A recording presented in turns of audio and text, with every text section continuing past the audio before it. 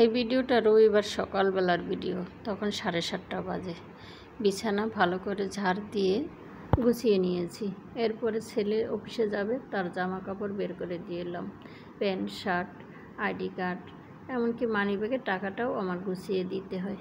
যেটা গুছিয়ে দেব সেটা হবে, যেটা গুছিয়ে না দেব সেটা হয়তো ভুলে চলেই যাবে রেখে। তারপরে বলবে, মা তুমি এটা গুছিয়ে দিলে না, ওটা গুছিয়ে দিলে না। ছেলে চলে যাওয়ার পরে 2 কাপ চা করে দুইজনে খেয়ে নিয়েছি, সাথে একটু কফিও দিয়েছিলাম। তারপরে বসিয়ে দিলাম সেই চুলায় সয়াবিন সিদ্ধ বসিয়ে দিয়েছি। আমার এক কাকা শ্বশুর মারা গেছে, আমাদের নিরামিষ।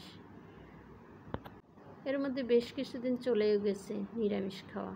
প্রতিদিন কি রান্না করব। আরেক চুলে অবশ্য ভাত বসিয়ে দিয়েছিলাম। তারপরে ঝিঙে আলু নিয়ে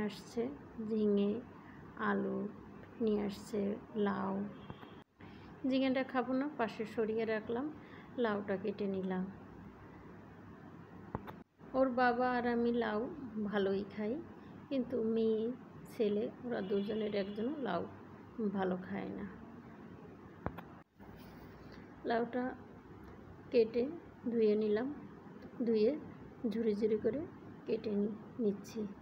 ওদিকে আমার ভাগ্নি এসেছে, কতক্ষণ পরে আমাকে দেখে আর বলে, তুমি কী করতেছ? লাউদা কী করবে? তুমি কি রান্নার রেসিপি করবা? রান্নার রেসিপি করলে তো পুরোটা তোমাকে দেখাতে হবে। এরপরে আলু কেটে নিচ্ছি সয়াবিনে দেওয়ার জন্য। সয়াবিন সিদ্ধ হয়ে গেছে, নামিয়ে মটর ডাল বসিয়ে দিলাম, সাথে লবণও দিয়ে দিয়েছি। তারপরে এসে আবার টমেটো কেটে নিচ্ছি, টমেটোও দেব সয়াবিনের মধ্যে।